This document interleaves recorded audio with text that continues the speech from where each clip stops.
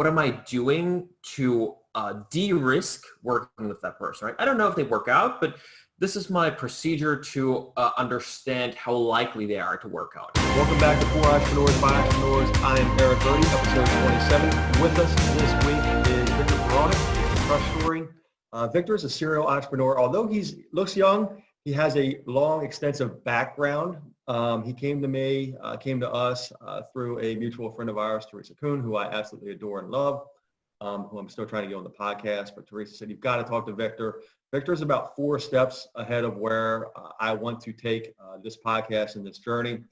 So it is with excitement I get to pick Victor's brain today on how he is meshing entrepreneurs, other business owners, other tech companies into his platform to help other businesses. Victor, I know this is a long introduction. How you doing today, man? Hey, Eric, thank you so much for having me. Long intro, but spot on. So thank you so much for having me on. So give us your backstory, man. Absolutely. So, well, I'm a tech guy. Been a nerd all my life, typical nerd kid in high school. So I went for computer science in the early days, and then just wanted a tech career, have a job, be a developer essentially. And that's what I did in the beginning. I was a developer in a few startups in the local scene. I'm German, so I was in Berlin, Germany, working for a few startups. And until one day, just randomly, I met Ukrainians. They asked me if I wanted to join their company, and so I did. We launched a Ukrainian software house, an outsourcing software house. Classic thing, you're getting hit up on LinkedIn probably every day with requests from software houses selling their services. And I just went for it. It was a very fun and wild ride. I've never been to Ukraine. I've never done this before. I do have an Eastern European background. My family's Polish, but I was never really into that culture a lot. I've had no experience with it before. And so it was very interesting. Also, I didn't speak Russian or Ukrainian, so it was completely foreign. Needless to say, that company completely failed, the first one. We quit, we split up again. But it was so fun that we said, okay, we're going to try it again.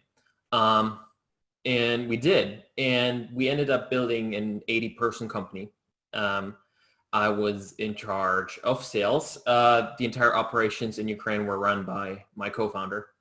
And so while I was doing sales for the software house in Western Europe, remotely to the States as well, to the UK, to Australia, we had clients all over, as you do with such a remote business. But while I was doing sales, I realized that most of the leads coming my way, and anybody who ever worked with a software house before might feel like that too, is that at least half of the leads were not actually that much of a fit for my company. But, most of them, unless they're like really in the wrong place, you try to work with them anyway, right? Especially when you're in sales. I mean, most definitely when you're in sales, you just want to make that close, right? But I didn't feel good with that. I saw that some of the projects where I knew they weren't a good fit were kind of failing in the end, and they didn't work out very well. And I was like, damn it, I knew it, right? I knew it. What can I do to help more people, not just a few, literally, who were coming my way? And so I started probably not really... Probably my co-founder wasn't very happy about that, I guess, but I started pointing some people towards other agencies, other developers, other contractors who I thought were just much better fit for that person. And at some point it occurred to me that, hey, that's actually what I should be doing. I want to help people. I want to help more people. I want to make sure they work with the right software house and that their projects are a success, that people who understand their business, their technology, work with them in the way that they need to be handled, right? And that's how I founded Trustshoring. So what Trustshoring does is I match up entrepreneurs, software entrepreneurs, mostly SaaS businesses.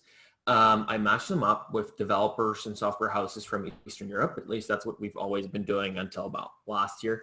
Now we do marketers as well, designers, all that stuff. So we expanded a bit, but that's kind of the core idea. And funnily enough, I was doing the very same thing I've always been doing. It's kind of sales.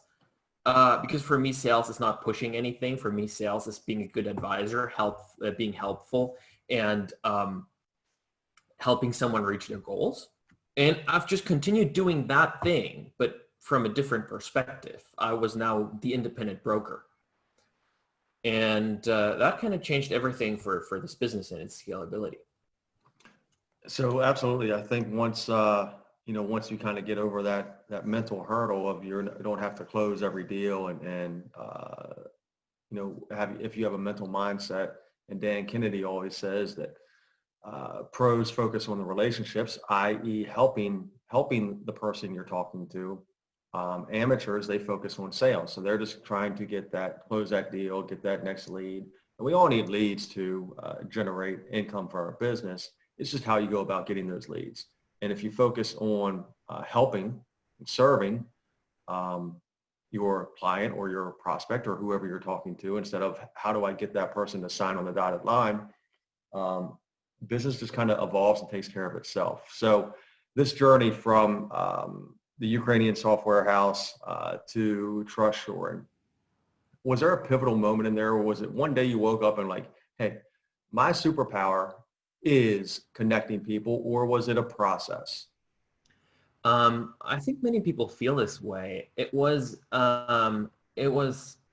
being stuck in this sales role for a very long time, not really understanding what to do with it, and kind of circling around this matchmaking thing, which was literally just a baby step from what I've already been doing. Again, I've already been pointing people towards other agencies. Even before it occurred to me that this is what I should be doing. So in the end, it was very incremental, but the moment I realized that this is what I should be doing, this is how I should position myself, that was literally only one moment. It occurred to me for some reason. And once I had that idea, I repositioned myself and started talking to people, not as a salesperson, but as a broker. And that changed it, because that was exactly what people were looking for in a market that was highly complex, highly segmented, where there was a lot of potential fraud, a lot of vendors who were just popping in to make money. Very hard to verify who is actually a good fit, who actually has genuine references and testimonials on their website. And where, of course, if you hire people halfway around the globe for, let's even say below 10K projects, even larger ones, it's actually not really possible to enforce any contracts that make it feasible. So there were a lot of vendors who were just fraudulent, basically, and they knew they could get away with it. So in that kind of a market, this is exactly what people wanted. So how do you find and vet your vendors? How do you find and vet these companies to help, help build software, help build websites, help build, SaaS apps? How do you find these companies, and how do you vet them? This is very glad you're asking that, because most people ask exactly that question: how do you vet people? And of course, we do have somewhat of a vetting procedure, but our vetting is the best vetting you could have, because vetting more or less means, well, what are my criteria? What are the test tasks? What am I doing to de-risk working with that person, right? I don't know if they work out, but this is my procedure to understand how likely they are to work out, right? It's like with recruiting, with interviews, things like that. But our vetting is better in the way that I've been almost living in Eastern Europe. Now, that's how often I travel there for the past 5-6 years. I've worked on these projects. I worked with these agencies. I built one myself, or two for that matter. We just launched our third. So we actually just launched another agency in Eastern Europe, in Warsaw. And once you know how a certain person works, once you've already worked with them, once you know what they're good for, how they deliver, this is the best vetting you can have. And that's basically what we do. Our network consists of vendors who we have firsthand experience with. So it's a small-ish network. It's not like we're not trying to amass thousands of vendors. No, we have less than 100, but proven ones. And I love that. And that's why Teresa said I should talk to you, is because I think you helped her out on a project. Yeah, that's right. And she was very impressed by, they came to you and said, hey, we need X, Y, and Z designed and built out for us. And you put the pieces in place to help her. So how many companies are you helping? And where from around the globe are they? I know obviously you're Eastern Europe and United States, at least somewhat. Yeah, so our vendors are mostly in Poland and Ukraine. Some are in other countries as well, but that's kind of where the bulk is. That's where I travel most often as well. And now the other side, the client side that we're matching, is literally all around the world. So we have nationally a lot of German clients because that's where I'm from, but a big base in the US, big base in the Nordics in Europe. So Switzerland, no, of course not Switzerland, Denmark, Sweden is what I wanted to say. Switzerland we have as well, quite a few. So the German-speaking countries, at least partly. Then we have the UK, a lot in Canada, and a few in Australia and New Zealand. But most of the time for Australians, it's way easier to work with agents because of the time difference. How are you finding these clients? How's Trustshoring finding these clients? Well, we started from a networking classic. So I was in sales, but never in marketing. So I really sucked at marketing back then. So I did the only thing I knew doing, basically. That was going to conferences. And the first time I went to such a conference, I was just standing there trying to pitch people. My success moment was when someone accepted my business card, only to throw it into the next bin, right? So that didn't work. But the next time I went to a conference, I went there because I actually liked it and less to sell. I basically gave up on the selling idea already. I just wanted to go to that conference. And so what I ended up doing is I just ended up talking to people, having fun, grabbing a few beers, learning something, making friends, basically. And suddenly people wanted to buy from me. So that was kind of one of the initial shifts on how to even sell, is that I was basically making friends. And that's how I started this business, because in the beginning, when you don't have that much proof, you need to build relationships somehow. And if you don't build them on the basis of any existing proof, well, you better build them on being helpful and friendly and just being a good person people can trust in general. So that's what I did. That's how I kickstarted the business.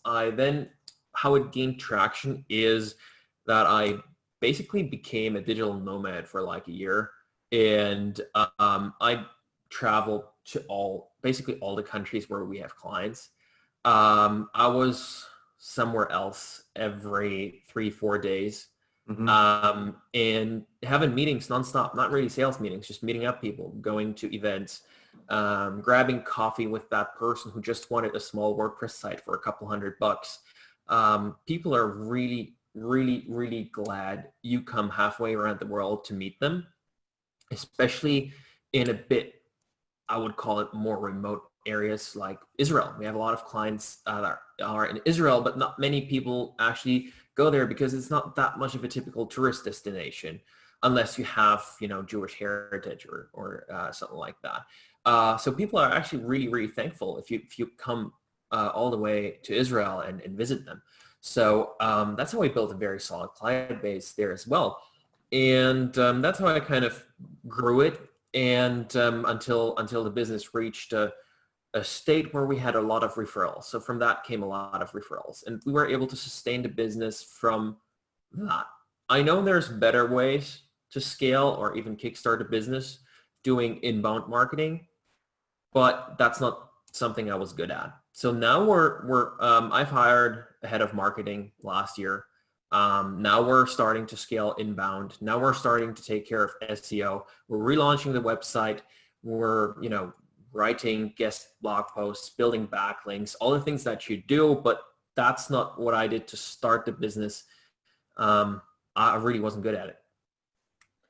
Gotcha. So I'm a client. I'm a business owner. I need a WordPress site. I need I have this idea for an app.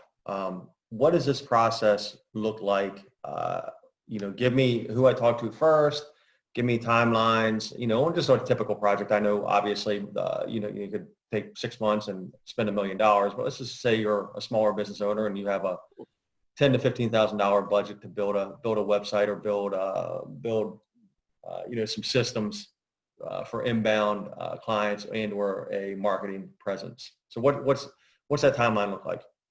The process doesn't really differ whether you're looking for a small website or whether you actually want to hire 20 people full-time to build your SaaS application or to scale it. Really, it doesn't differ that much. So you essentially have 2 calls with me. The first one is the discovery call, where we get to know each other, where we chat about your business, about the growth, about your goals, about especially what I'm trying to find out is not just, the basic criteria like what kind of technology are you using, what do you want to, how should that work, what roles do you need, but especially what knowledge you have in-house. So how capable are you of managing these developers yourself versus how much hand-holding do you need? Depending on that, I pick a different agency who's either much better at guiding and has a much better process themselves, but they're more expensive, versus if you really have processes, a CTO, product manager, everything in-house, you know how to work with remote people, then it will be a cheaper agency that doesn't provide as much hand-holding. So that's kind of a lot of criteria that we choose and that we try to figure out. And then we go back into our network. We see who's a great fit. We check who's available, who's interested in this project. That usually takes about 3 business days. Then we have our next call where I present the client the options that they have, 1 to 3 vendors that I have for them. I explain exactly who they are, what they specialize in, how they work, what their pricing is like, what they've done before. And then I ask them, so who would you like to talk to? Either one of them or all of them, if they have any questions.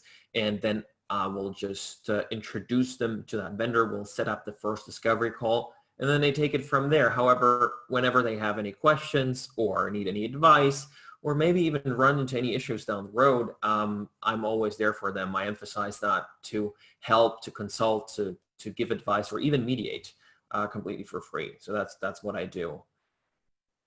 Awesome. So do you have a back-end software that you're using, that you have your network of vendors, that when you get a project in from a client that you're now, putting on, a job sharing site? Or do you just have these contacts where you reach out and say, hey, Tom at XYZ website, whatever website, I've got this client that's looking to build a SaaS application. Can you help them? Like, how do you connect yourself with the job to the vendor? So it of course started as everything else with an Excel spreadsheet. That was the early days, and I then replaced that with Pipedrive, with a CRM, and Pipedrive and most CRMs work semi well because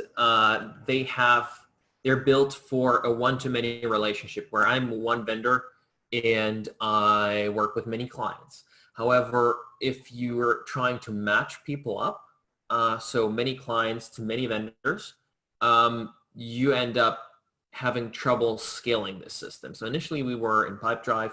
Most CRMs work similarly.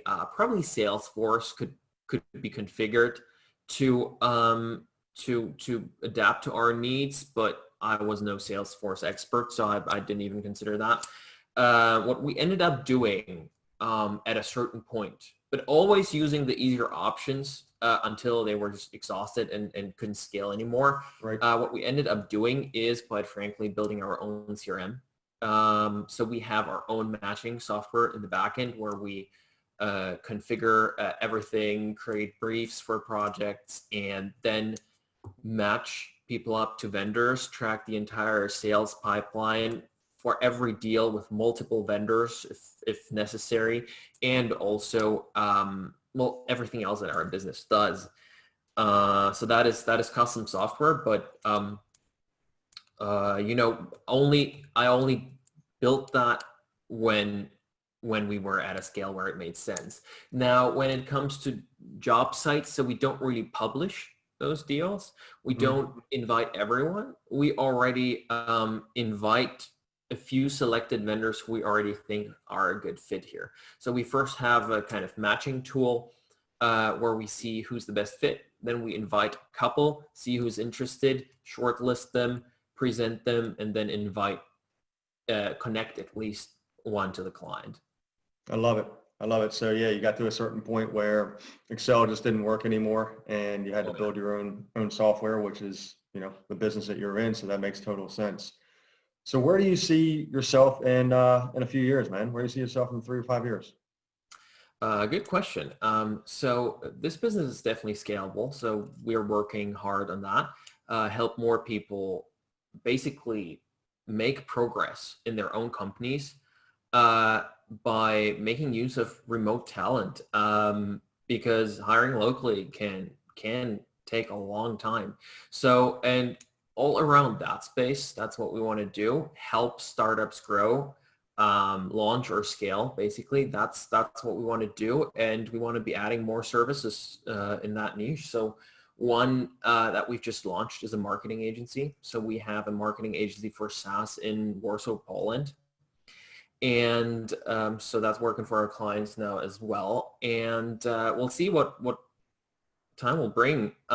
Education-based, more education-based content, maybe a community, anything that's in that space. And we'd love to build a few ventures of our own too, as anybody does, a few SaaS businesses. But we'll see. I don't want to spread myself too thin either. I have a tendency of doing so, and it's always backfired on me so far. I think all entrepreneurs have these ideas that they want to pursue, and that's what, you know, keeps us going. You know, maybe only 1 out of 10 hits, but that one can be phenomenal. Absolutely. All right, Victor. So how do listeners, viewers, startups, entrepreneurs, small companies find you, learn more about you, get in touch with you about their technology needs? Well, our website is www.trustshoring.com. You'll probably link that somewhere.